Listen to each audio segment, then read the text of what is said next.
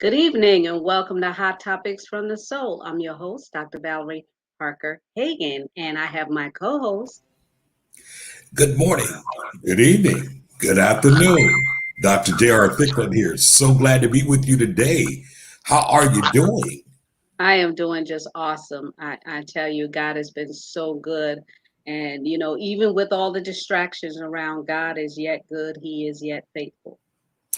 Indeed, he is. And every now and then when we stop to just evaluate our lives, we take the time to smell the roses. And one of the few times I did not get to be there with you live and in person, but I want the audience to know that you were honored on this past Saturday with the Presidential Lifetime Achievement Award. And listen, you are the first class amongst the first class to receive that award up under President Joe Biden and Vice Right. President Kamala Harris. And what makes this so important in my eyes, Dr. Val, is the fact your body of work, your body of work over so many years, your body of work, the things that you've done, you're positioning other individuals to get better, to go higher. The things you've done with your Soul of the Woman Foundation, the things that you've done to basically make it very plain and clear to people that their situation doesn't have to be their end. And you've done that because you've lived that. And so I feel great, not only as your friend, not only as your colleague, but I feel great because of the fact the world to a certain degree gets to have a glimpse of understanding that your life has had meaning because you would dare pour into other people. And that's what you've done. You've poured into other people, you've coached other people, you've trained other people. God knows you have deposited and invested in other people in so many ways. And so I want to salute you this evening once again and say congratulations on the Presidential Lifetime Achievement Award. And I'm telling you, it is one that is well deserved. And I mean, kudos. I give a big hand clap. I mean, there are times you see people get recognized for things and you go, huh? What? Where? But that's not the case with you. The reality is that you've been on this front line. Well, I mean, you have glory. You've turned pain into power, power into purpose. You have been a launching pad for so many. And even in the midst of the things that you've gone through, you have shown some resilience like no other. And because of that, you've inspired others. And I'll tell you this, it's a Lifetime Achievement Award. But I'm going to tell you, people have to look no further than even your children to see the result of what you've been because your children learn so much from you. And every one of them, if anybody around them, you see this sense of confidence, you see this sense of resilience, you see this sense of knowing that, hey, this is never the end for me. I always have another level to go. And that's what that lifetime achievement is about. You've achieved a lifetime of being able to transform lives. And once again, I salute you, my friend. Well, thank you, Dr. J. It is such an honor and a privilege to even stand by your side. Dr. D. Thompson is a phenomenal woman. Absolutely. Her purpose is to identify individuals who are out there in the trenches working and actually doing the work. And I was just so amazed and humbled to be in the room with so many different, the the body of work that so many people were doing. And I just kept sitting there saying, God, I know there's more. I got to do more because we're all working. And kudos out to those that didn't get a reward or get a knowledge, but you're out there working every single day. I have this because of you. I have this because of, and I am sharing it with all of you who out there working and no one has acknowledged you. I'm sharing it with all my sheroes and their children who lost their lives to domestic violence. Absolutely. When I and those families that are homeless, I know what it is to be homeless. I know what it is to be a victim of domestic violence. I know how it is to be molested. I know how all of these things feel. So that's why I work so hard to help empower and bring betterment to individuals' lives because I've been there, done that. And if they can see me thriving in spite of all I've been through, then they are encouraged to do the same. And that's what it's all about. It's not about me, it's about what God has done through me and the legacy that I want to leave and allow people to look up to know that they can keep on pressing forward and they can master resilience in this unprecedented time. It's hard right now, Dr. J. People are going through, you don't see the long lines where people are looking for food and families don't have medical care and stuff. You don't see that because the news isn't reporting it, but it doesn't mean that it's not going on. Absolutely. But the main thing you just said there, and that which you demonstrated was really resilience, resiliency, mastering it. Because there's nowhere in life you're going to ever achieve unless you learn to master resiliency. You've got to be resilient because when you talk about your body work, when you talk about the fact of knowing what it is to be homeless, knowing what it is to be a victim of domestic violence, knowing what it is to be stuck, knowing what it is not to have, all of those are situations that each of us may face in some form or another. Yes. But the key to it is how do we master resilience? How is it that we learn to be resilient rather than feeling sorry for ourselves? How do we learn to be resilient rather than feeling like, come on, bring on the band. Come on, can we get the pity party? Can you? No, no. There's a mindset that has to happen in order for us to master resiliency. Now, what it doesn't mean that we don't feel bad. It doesn't mean that we don't feel at some point in time a sense of failure or a sense of loss. But what it does mean is that we made up our mind that we refuse to remain there. Right. That we refuse to stay there.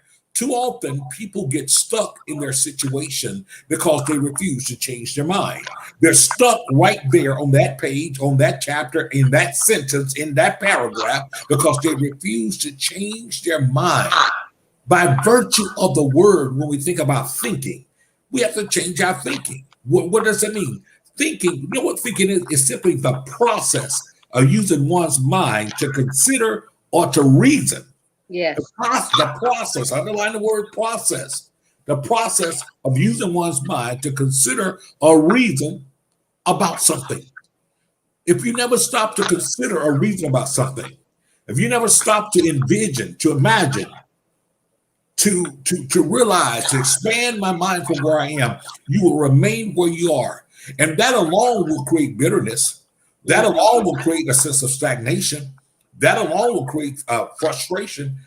But you learn to manage that when you begin to think. When you don't allow, watch this, you do not allow the present emotions to put you in bondage. Because when the present emotions can, if you would, arrest your mind, arrest your thought, arrest you in every manner, the frustration comes, and pretty soon you start thinking about, well, nobody came to help me. Nobody came to get me out of this. Nobody came. Nobody cares. And now I begin to grow with resentment. Bitterness begin to set in. I'm now mad with everybody as if it's somebody else's fault. And now I'm just further stuck where I am. But somewhere along the line, you have to make up your mind. You have to change your thought. You have to change your perspective. You have to come to the conclusion that I'm reason. In other words, I have concluded in my mind that this isn't it for me. I've concluded in my mind that though this current situation finds me here, this is not my permanent address. This is not my permanent situation. And if we can go back to a literary term, a grammatical term, listen, this is not a period behind this situation. It's only a comma because I can go on. At the end of the day, what you're saying is people need to take ownership of where they are. Absolutely. You have to own your space. Yes, I did this. Yes, I was broken. Yes, I messed up. But it's time for me to shake off, unzip those grave clothes, pull it off, and then stand up in your power. And that's what people fail to do. They stay wrapped up in a fetal position because their mind is constantly telling them, oh, people are going to look at you funny because you've been this person. And people are going to look at you funny because, oh, you know, you were homeless, you were living in the garage, and look what you drive. And you always worried about people's opinion instead of taking on the mindset and the nature of God, saying that I'm more than what my eyes can see and I'm looking for greater things. but people succumb to the negative instead of the positive. So that's why they can't master being resilient, because they're always worried about somebody else's stinking thinking instead of embracing what your thoughts are creating, which are to be better. So our lives and our finances are based on our ability to think. So, what are we thinking about? What are we doing about the situation that we're in? We just can't sit down and say, well, you know, reminded about in a story in the Bible where Jesus asked this man if he wanted to be made whole, and Absolutely. he was like, I go into the pool and dip. And he said, well, I don't have nobody to come and drop me in the pool. And they said, will thou be made whole? So you have to do something about it. You have to act like you want something different than what you're experiencing right now. So nobody can change or cause that shift in you until you shift it in yourself, shift it in your mind, create and embrace a larger vision of yourself. And you're exactly right. That's the type thinking that will lift us up from where we are. Because when we start thinking about the thinking process to get out of situation, to come out of a situation, there are basically two categories of thinking. There's what we call divergent thinking, and what divergent thinking does is that in your mind you imagine, watch this, generating possibilities, Hmm. alternative solution.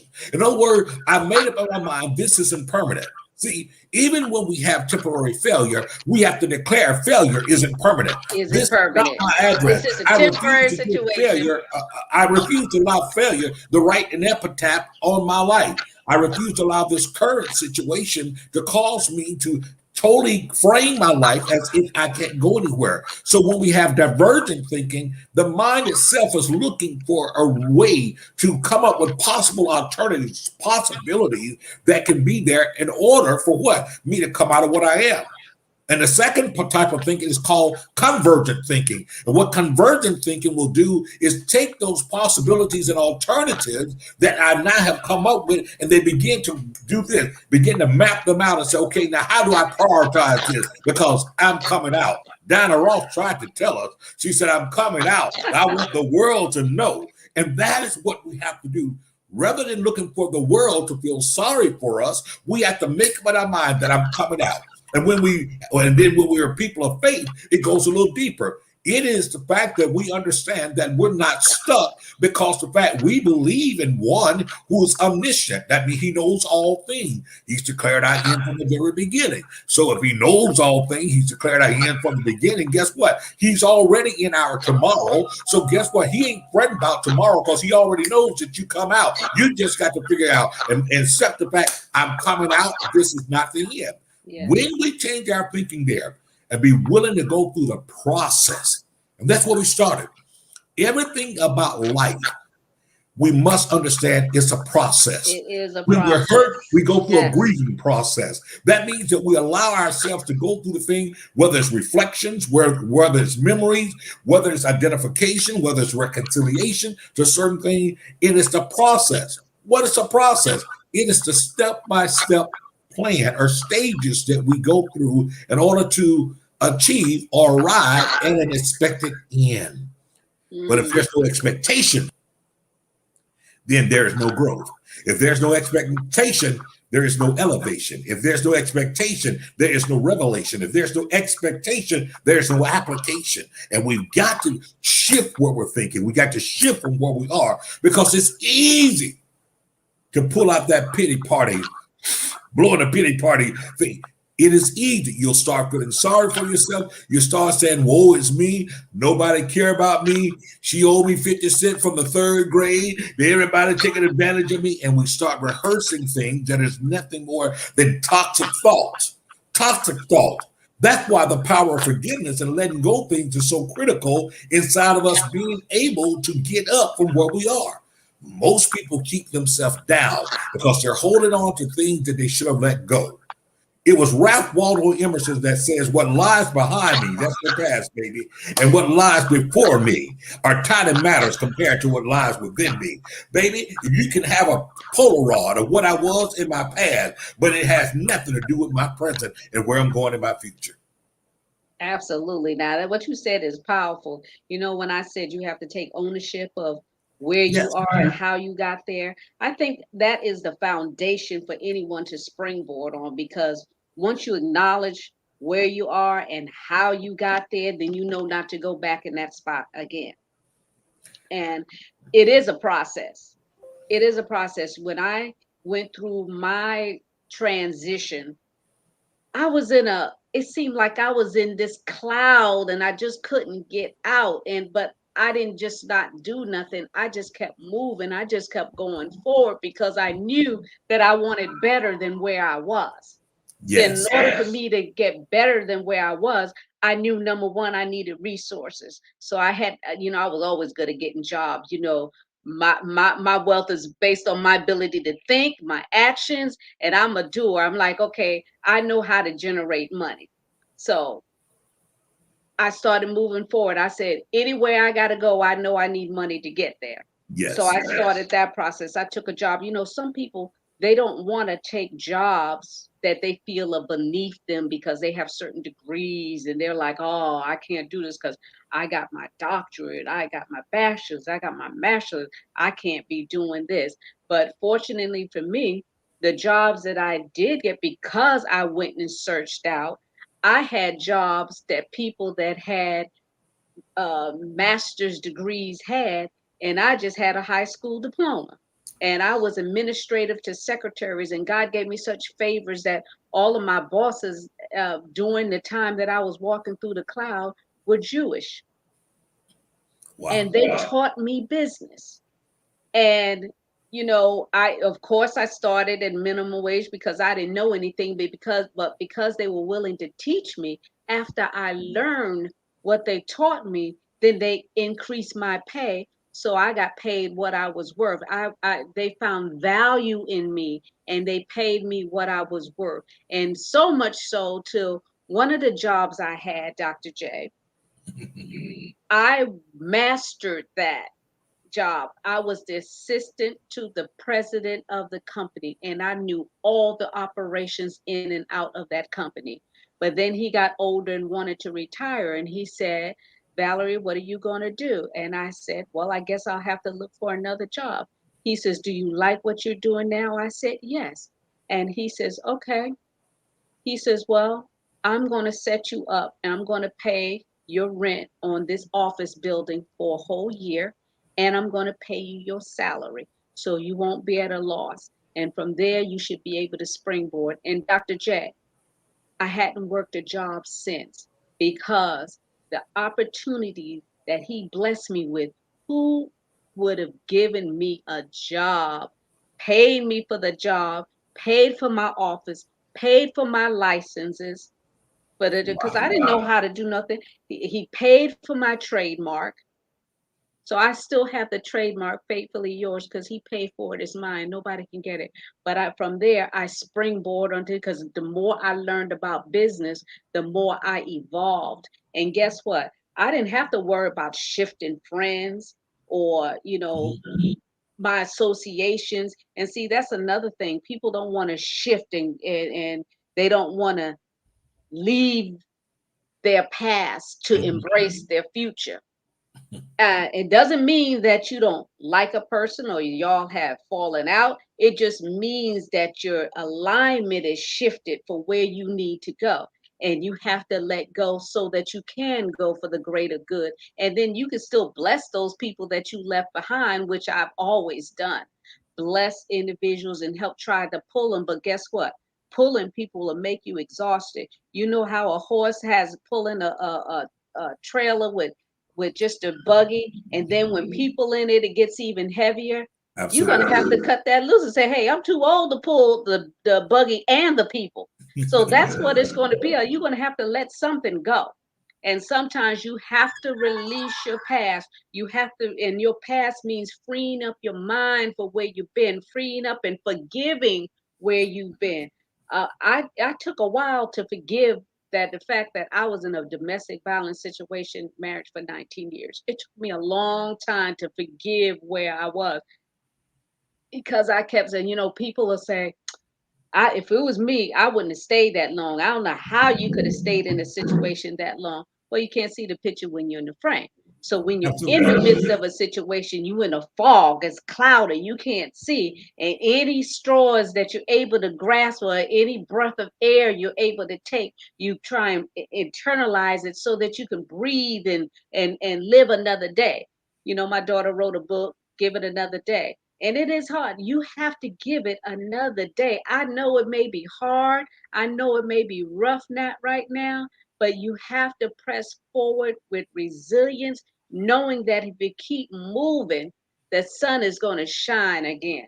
See, it's just like walking through a storm, a summer storm. You ever, I was raised partly in the country, and first time I ever saw it, because I was raised in New York, but then I went to South Carolina and did some schooling there.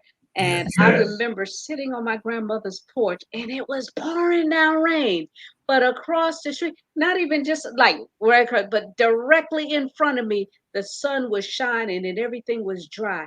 And that's how it is with our lives. If we just could make it through to the other side, everything is going to be all right. The enemy always comes to steal, kill, and destroy, to make you feel like everything is over, that there is no other side, that there is no light to the end of the tunnel. The grass isn't greener on the other side. But yes, it is. Yes, it is. Because God has need of you.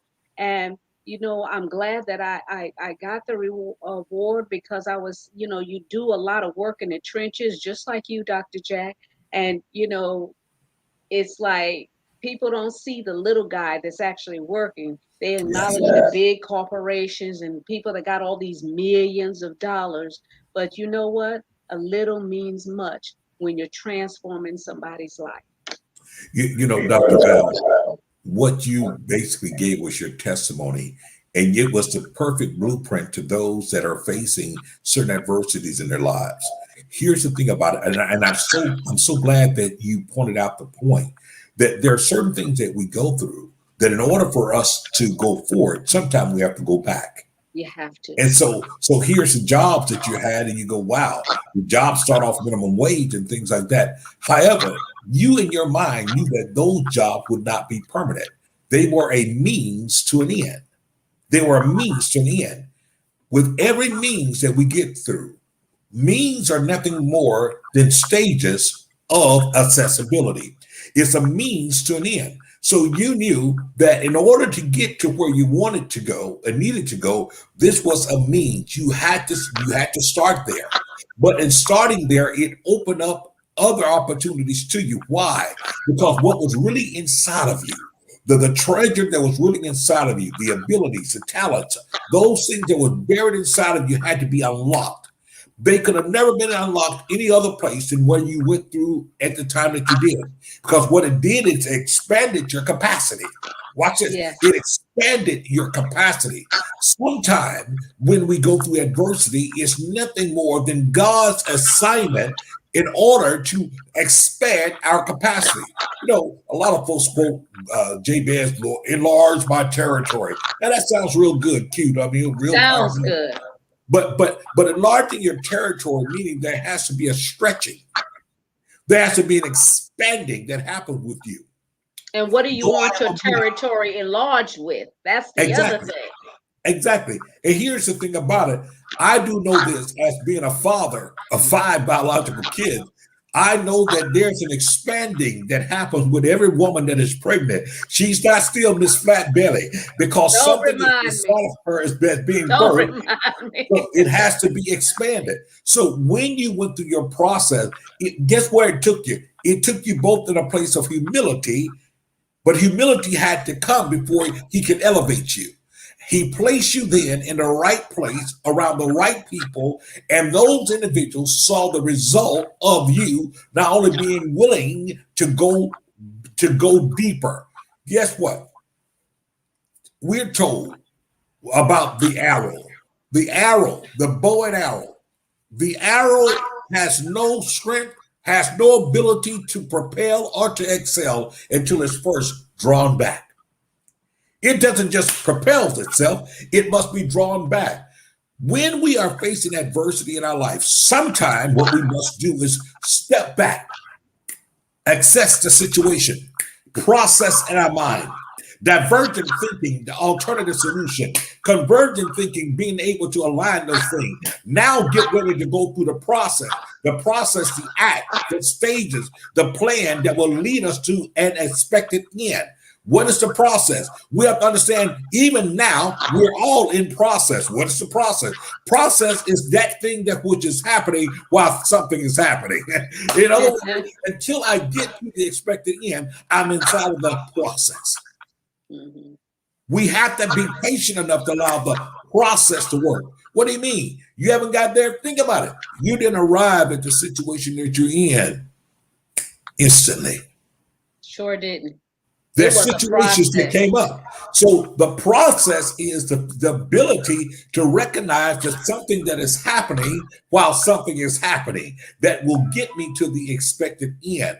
Our thinking has to be changed. That means that the way we think, watch this, we don't think for pity. We don't think to draw empathy. We think in order to grow whole. We use our mind to think that we may grow whole.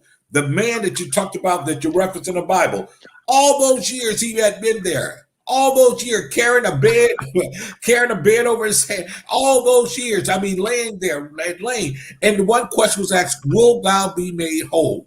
And what did he do? He started rehearsing everything he's always said. Well, I would be, but I can't. Well, every time, and he gave every excuse. He nurtured his excuses. He nurtured his past. Whatever you nurture and rehearse, that's what grows in your life. When you start rehearsing the fact that I will get up, this is not permanent, this is temporary, I'm coming up out of this, it changes the dynamic. The process begins to work when you begin to work it. So when you say taking ownership of your own healing, taking ownership of your own rescue, you've got to do so. There's sometimes that we just say, God, just come and get us out. And God said, no, I've given you the ability to get out. So I need you to do what? I need you to change the way that you're thinking. Change your thinking. Be not conformed to this world, but be transformed by the renewing of your mind. You have to take, if you would, the lid off your mind. Some people are in chains, but the chain is not on their feet, it's on their mind. Take the chain off your brain, John Henry, because as long as the chain is on your brain, you're not moving. So the process is so important inside of where we're going. We have to think to grow whole. We have to think to grow whole. We have to think to get to that place where we need to. We have to think. Then, in order to get there, we have to have a hunger for wisdom and understanding. Some people are no longer hungry anymore. They've grown apathetic in the midst of their struggle, in the midst of their adversity. They've already thrown the white flag. They've already said it's over. And I'm telling you, you got to develop a hunger for wisdom and understanding. Wisdom is the ability to apply knowledge. And that's what comes out of that convergent, that divergent thinking, the convergent thinking. Then now the wisdom is there. The hunger for what? Wisdom. Wisdom is the principal thing. Wisdom is the ability to apply knowledge. It would have mattered not all that you went through had not you obtained wisdom out of that situation. The wisdom. You're not giving yourself a trophy because the fact that you lived in somebody's garage. You're not giving yourself a trophy because you drove a car that was like the Flintstone. You've been rewarded because the result of what you did when you changed your thinking in the midst of it that catapulted you to a whole different place. Now everybody sees the result of your capacity being enlarged, the result of the fact that you refused to just remain where you were. You was elevated, you were promoted, and as a result, the revelation that you've gotten, you have put it inside of books, you have put it inside of folks' lives, and so therefore, guess what? You didn't remain the same. There was a paradigm shift in your own life, and as a result of it, you've changed other lives. That's what it's really all about when you begin to master resiliency, master. And that's why when you encounter other adversities, you've encountered other challenges. Why are you able to get through them? Because you've seen the blueprint. You lived the blueprint and coming out of it. And there's something inside of you that won't let you be defeated. There's something inside of you that says, I can't go back there. There's something inside of you because once again, what lies behind you and what lies before you are tiny matters compared to what lies within you. So if we stop looking at our future as being some great big obstacle ahead and start looking at our future as a great big opportunity ahead, is shift where we're going. I think one of the reasons why people are stuck is because they don't want to go back to school.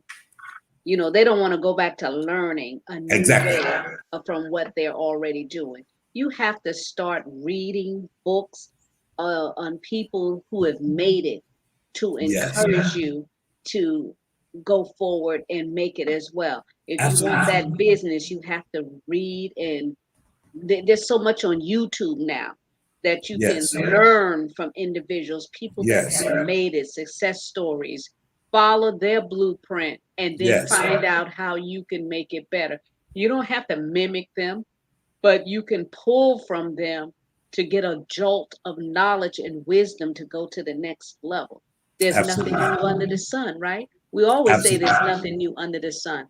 But until you actually venture out to see what's out there, you stay in your little bubble, you won't know what's out there. You won't know how to shift. You won't know how to change your dance partners. You won't know how to stop breaking your leg over and over to keep you from walking to the next side because you're dragging that leg, and dragging that leg is so Yes. heavy till you can't move to the other side. You keep talking about and thinking about, oh, my leg is broken, instead of Yes. saying, I got one good leg and I'm going to make it work. Changing that mindset, change your thoughts, change your habits. I'm not going to sit and watch TV, reality TVs of somebody living their dreams and acting a fool, and I'm sitting here trying to figure out what my dream is. You have to change your thinking. You have to embrace a larger vision of yourself and participate in your own life. You have to participate in the breath that you're taking. A lot of people are just laying in, they're sitting down breathing, but on oxygen, just pacing because they're not doing anything. But God wants us to do better. And that's why he's allowed us to still be here, because we have the opportunity to shift and do better, shift and help, especially those of you that are parents. You ought to want better for your children. And please, Dr. J, one of the things that grieves me, oh my God, is to see these young mothers and just are dragging these little kids and calling them bees and hoes and all that, and in this and bees this and that. I mean, to their young boys and their young girls, and yet when they expect them to grow up differently, thinking about themselves, they expect them to be law-abiding citizens. When you're dragging them by their hair and calling them bees, and the young men talking about you in this and you in that, but yet you want other races to treat us better when we don't treat ourselves right. We need to do better ourselves in order to get better. You know, what you speak of once again goes back to a frame of mind. And it's a frame of mind when a person does not have a positive vision of themselves. And oftentimes when a person don't know who they are, why they are, and for what purpose which they live, they generally abuse it. Because the fact, if you don't know where you're going, you probably end up anywhere. And anywhere for many people is a place of nothingness. It's a place of anger. It's a place of jealousy. It's a place of perpetual disappointment. It's a place of perpetual regret. And that perpetual regret is there simply because of the fact I've never framed my mind to see myself any differently. So we talked about a process before. Well, the opposite of process is regress. Process is the steps that we take. Regress is where we fall back to. And so when we see whether it's young mothers or young fathers who are so bitter and anger and filled with rancor that they're calling names and they forget about their mouth is as a ready writer, their pen, the mouth and life and death is in the power of their tongue. So now they are spewing this on the child, next generation. You stupid, you're not this, you're not that, you little so and so, don't make me, I'll jack you up, you little so and everything like that. Don't mess with you. You got the right one today. And all they are doing is projecting on that child their own sense of emptiness, their own sense of misdirection, their own sense of lack of purpose, their own sense of hurt. And all of that is being transferred there. How dare you drown out this child's ability to even have dreams, hope? How dare you drown out the sense of expectation with those type of words? We must understand. I often tell parents when I'm doing parent seminars, I'm often telling parents, do not limit your child to your experience. Mm. Don't limit your child to your experience because you've got the opportunity to change the village around your child. You've got the Wow. opportunity to change the conversation around your child. You have the opportunity to change the scenery around your child because that's part of it. The atmosphere. What is the environment like? There are three levels of environment and atmosphere. There's an environment within an environment within an environment. What do you mean? We all may live, if you would, we may all live in a certain part of town. We may all live in Tamarack. Okay, well, we share that one city, but also within Tamarack, we may all live on Northeast 22nd Street. That's the second level. However, we also have another level there, not only on Northeast 22nd Street, but my particular address, what happens inside of that house, it might be completely different with what's happening next door, what's happening in the outer parts. Why? Because my environment, my inner environment has the ability to change my outward environment. However, when we don't get a hold of that and we don't know where we're going, we generally allow our outer environment to change our inner environment. When we're able to, if you would, focus and be able to get our inner environment to a place of peace, to a place of prosperity, to a place of posterity, to a place of lift. When we're able to get there, it changes the dynamic of everything. So don't give me, well, I grew up. You know, some people glorify growing up in the hood as if it's a badge of honor, and I understand it to a certain degree, but I'm not about to glorify my worst experience. What I am going to say is that I was brought And up in the hood, perpetrated on the but children. I came out of the hood. What brought me out of the hood? I changed my thinking. My environment changed. The things inside of me, I wanted more. I realized I deserved more. I realized that the best way I can help the hood is to get out of it. My best way to help the hood is to be able to be in a position to be able to give back to it, not to become, if you would, a permanent resident of it. And that's what has happened. Many times, even when people leave physically, it is still in their mind. So although they left 22nd Street, 22nd Street is still in them because they have not changed what? The internal environment. That is what is so important. As parents, as mentors, as teachers, as instructors, as legacy and path blazers and those things there, we have to recognize that we're always having to shape the environment of people. And that brings us to another thing, Dr. Val. It's very simple. When a person doesn't understand purpose in their lives, they cannot understand assignment in their lives. Wow, that is true. When they can't understand purpose, they can't understand assignment. They don't understand what they've been assigned to. So they will live their life filled with regret. You know, it's interesting. When we look at Jim Rohn put it this way, he said, in life that we will all have two constant pains, the pain of discipline or the pain of regret. But he said the difference is that the pain of discipline weighs ounces, while the pain of regret weighs tons. What was he saying? He's saying that we have to understand there's going to always have to be discipline in our lives. Discipline is never easy. However, discipline, the pain of it weighs ounces, while the pain of regret weighs tons.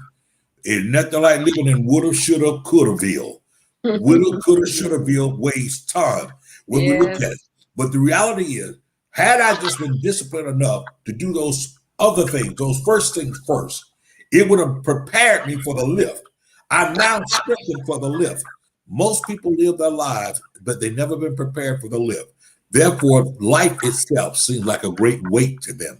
It's a great weight because they have refused to get in the process of discipline. Discipline is part of a process. Once again, the stages that we go through that prepares us for an expected end. What are you saying? I'm not parked. When you see me, you will never catch me parked because I'm always moving. I'm inside of the process. I'm on my way somewhere. That is the reason why that people can't put their hand on you because of the fact I'm always moving. I'm not where I am. Matter of fact, Dr. Val, There's a salutation that people often say when they haven't seen you in a while. They go, "Hey, look at you. You haven't changed a bit." That's not a compliment to me. No. If you tell me I haven't changed a bit, oh man, what have I not done? What have I? Because I ought to be better than where you last saw me. Ought to be somewhere sharper than where you last saw me. You should not be able to pick up on the same stanza in the song. It's so hard out here. 5 years later, every time I see you, you got the same song. But Same there's song. something that happens when you begin to recognize who you are, when you begin to master resiliency, when you become inspired by life rather than defeated by life, when you become inspired by living. I am come that you may have life and life more abundantly. El Shaddai, the all sufficient God, the God that is more than enough, the one who's able to do exceedingly abundantly above all that we can act, think, or imagine. So I'm inspired by life rather than, if you would, defeated by life. I'm inspired by life because life speaks to me possibilities. Life speaks to me that there's an expected end. Life speaks to me that, in other words, it's a canvas, it's a whole canvas. And somewhere along the line, I have been created to be able to paint my way, paint my part on this canvas. Most people haven't discovered their canvas, therefore they can't even imagine life. They don't have a brush in their hand because the fact they have not become disciplined. And I'm saying tonight that people can get up from where they are. You can change your mindset, even beginning right now tonight. You don't have to make it a stop sign, baby. Listen here, there's a yellow sign, not a red one. The yellow just says yield. Now you can proceed. You can proceed with caution to the next phase of where you are because of the fact, if you can shift your mind, you can shift your thoughts. If you can shift your thought, you can shift where you are. Your frame of mind, just your stage of mind. That's what you've got to be able to change. Be you renewed by be transformed by the renewing of your mind. The renewing of your mind. The renewing of your mind. Your mind needs to be renewed. Take it off that stuck record. Get rid of that tape recorder that has spoken nothing but defeat, reminded you of every failure, keep telling you about your limitation, your learned helplessness. It's time to get up and move forward. And that's how we master resiliency. We have to master by that. We have to be courageous. We have to have courageous vision. Yeah, Courageous. you can master resiliency by working for those things you need, not the things that you You want. want. Absolutely. And a lot of times people are stressed out because they're trying to live this image. They got to have this big flamboyant house. They got to have this Yes. name brand car that when it breaks down, they can't fix it because it costs $500 just to get an oil change and a tune up. So that's where the weight and depression comes on, is they can't live up to expectations of others. But what are your expectations for yourself? Yeah. Once you master the expectations of what you envision for yourself, things will go a whole lot smoother for you, and it will go right for your children and your children's children. Get those things that you need first. And as you grow and develop, then you can expand your borders and get those things that you want. But a lot of times people put the cart before the horse. They have the cart pulling the horse because Exactly. they're like, they get this big old 100, $200,000 home when they're only making $30,000 a year, and knowing they can't afford to keep it up. And then they want these big old houses, and they don't consider with the houses that you got to have lights. You're gonna have you want a pool, but you gotta manage that pool. You want the house, but you gotta furnish the house. You gotta consider your water bill. You want 5 bathrooms. That means more water. So people don't consider that with the wants. They, instead of keeping in line with those things they need, they have those things and everything is going all fine and dandy. And then when recession hits and you can't afford to keep those lights on, you be like, turn them lights off. I used to tell my kids all the time, turn those lights off. Don't turn the AC out, turn the AC off. And we be sweating all through all through the day and I said, because I wanted to keep the bill down. But in reality, it was, if I kept it at a certain temperature, which I wasn't enlightened on, that if you keep it on a certain temperature, it won't cost that much or pull that much on the electricity and make it higher. So knowledge is power. So the things you know and learn to do it and do it better. That way it won't come back to bite you later because of the fact that your understanding was limited. And you said a mouthful, because once again, when you start talking about commitment, you got to be committed, but you got to have a commitment to what? To excellence. Stop half doing things all the time. Focus on doing one thing well. Do that thing well enough that it will elevate you to the next things there. Yes, to whom much is given, much is also required. Going back to what you're saying, if I have a commitment to excellence, if I have a commitment uh, within my vision, I then must be willing to work it out and apply myself. I have to know what my vision is. Do I even know what my vision is, or am I just doing it because I think everybody else is doing it? But what other folks don't tell you is oftentimes, what is the upkeep? What is What the does that upkeep? take? What is those things there? What does it take Can to I afford the maintain? maintenance? Exactly, the maintenance. And so many times, what happens is that we find people that they get things, but they're not able to maintain it, because the maintenance requires, once again, discipline, understand the operations of it, the infrastructure of it, that it may be able to continue. And so when we don't consider that, guess what happened? It takes nothing but one pebble in the road to upset the apple cart. We're better than that. We got to move beyond that. We have to understand the fact that there come times that, listen, that we have to say, look, God, show me. I don't want my desire. It's funny. The book of books tells us, says that, blessed is he that hungers and thirsts after, for they shall be filled. But this is the other scripture I love that fits this so much. It talks about the thing about seek ye first the kingdom. So what? Seek the plan, seek the vision, and all these other things that will be added to you. Seek wisdom, seek knowledge, and all Say these that things. again, Dr. J. The kingdom is what? The plan and what Yeah, else? there you go. This is the plan. It's the process. It is the vision. It is the goal. When we seek that, and we now have that, we can now begin to seek after now wisdom, understanding, knowledge, and move inside of it. We can begin to do that. Here's the thing about it. And this is what I love so much when I think about yourself, Dr. Val.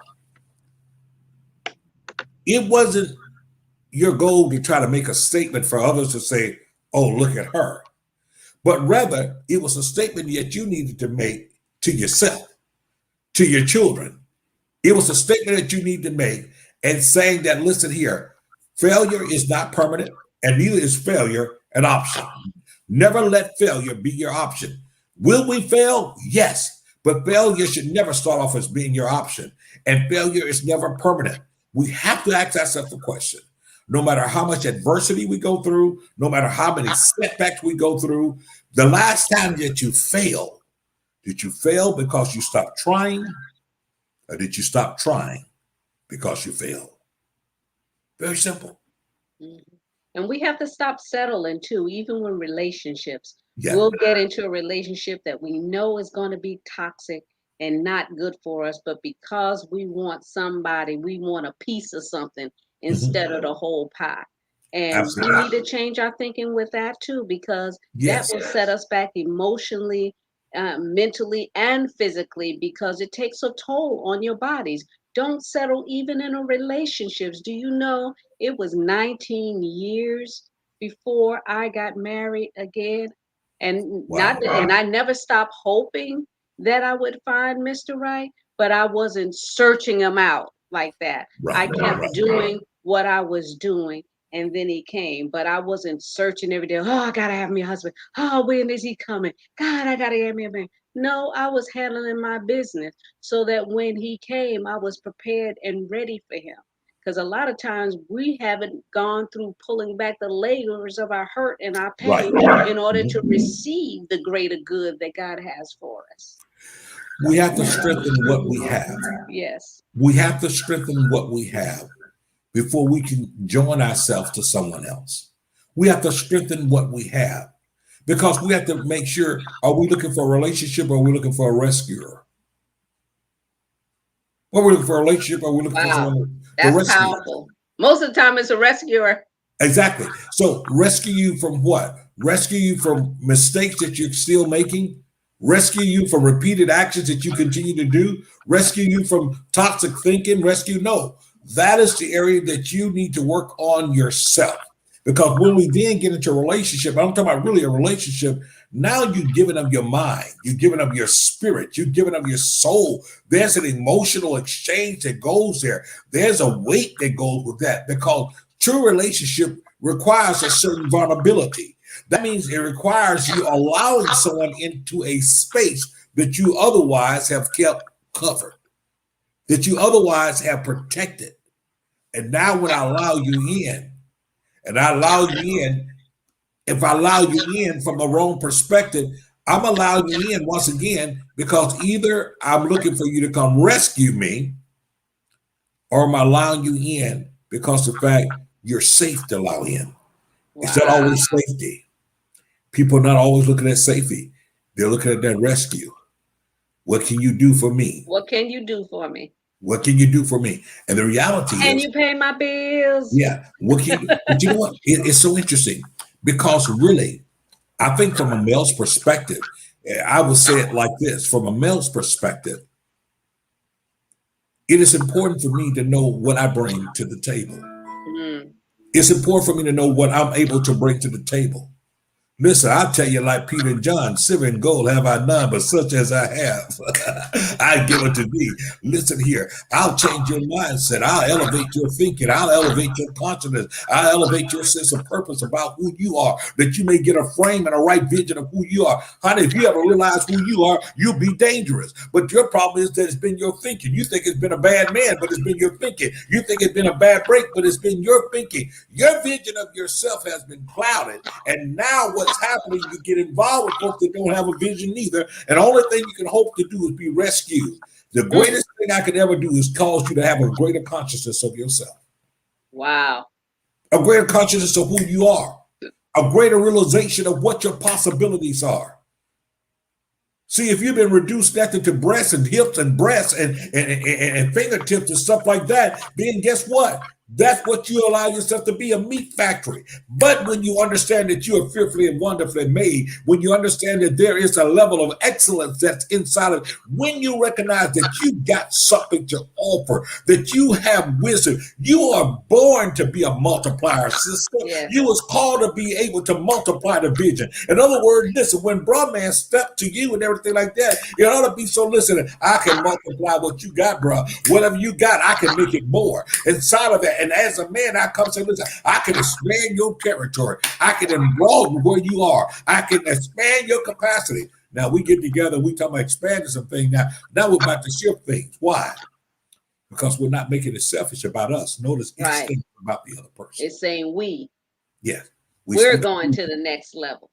There you go. And that's what's important. So once again, when we start talking about master resiliency, part of master resiliency is to deal with our past. To deal with those past hurts, to deal with those past pains, to deal with those past disappointment, to deal with those past failures. Don't allow your failures of your past to cripple your future. Don't allow them to hold you in bondage, because if you allow them to hold you in bondage, you're going to be in bondage a long time. And guess what happened?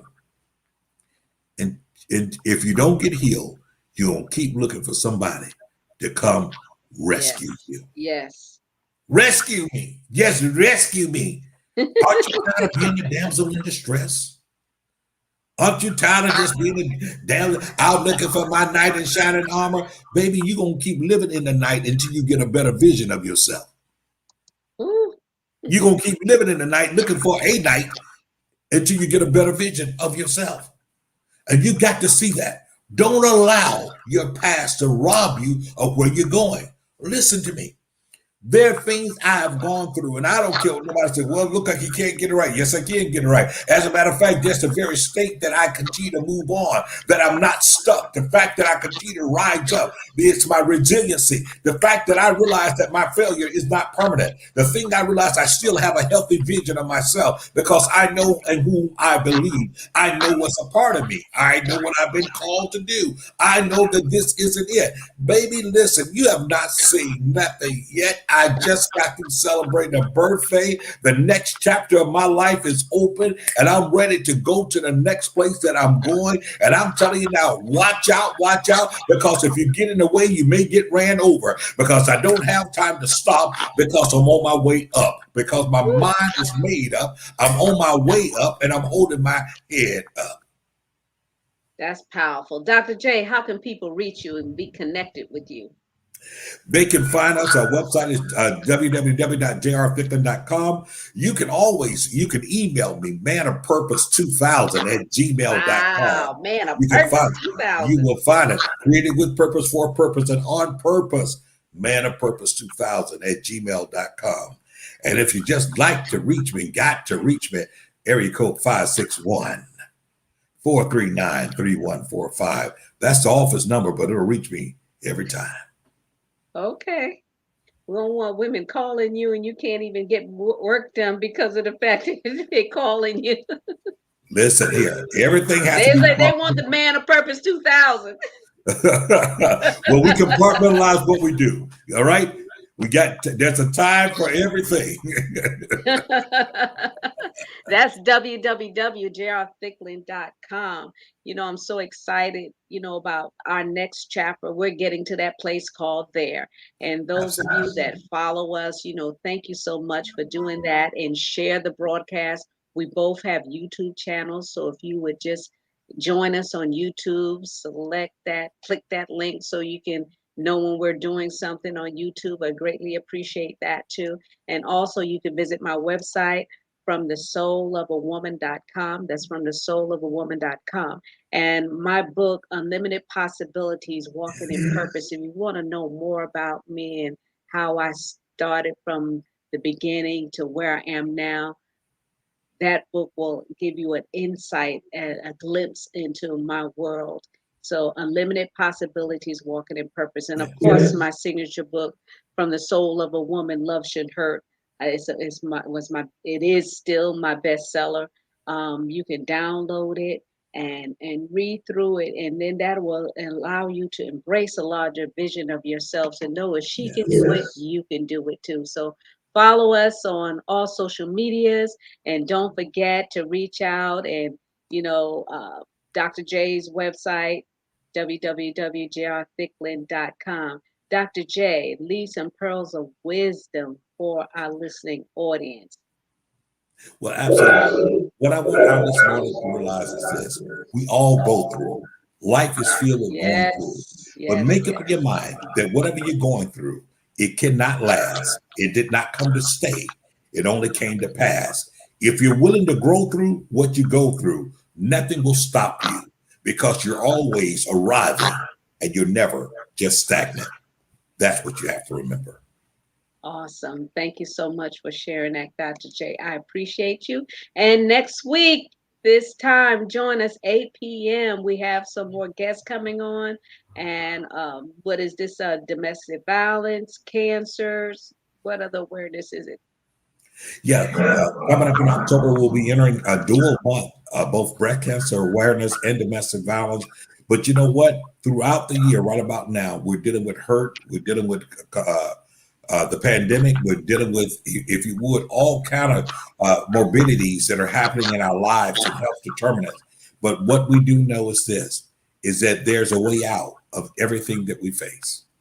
And we are doing these shows of empowerment to inspire you to, no matter where you are right now, that there's always tomorrow where you can, if Les Brown says, if you can look up, you can get up. So get up and get Absolutely. off that seat and get it moving, because the world is waiting on you, and you need to tap into your greater self. And the only way you can do that is get up out of that bed, pull that cover off from off your head, open that front door and walk out and see the sunshine. I'm in Florida, so I see the sunshine. Y'all can open up and see the snow, or just feel the breeze or the wind upon your face. Just do that. And we'll see you next week, this same time, on Hot Topics from the Soul. Good night and God bless.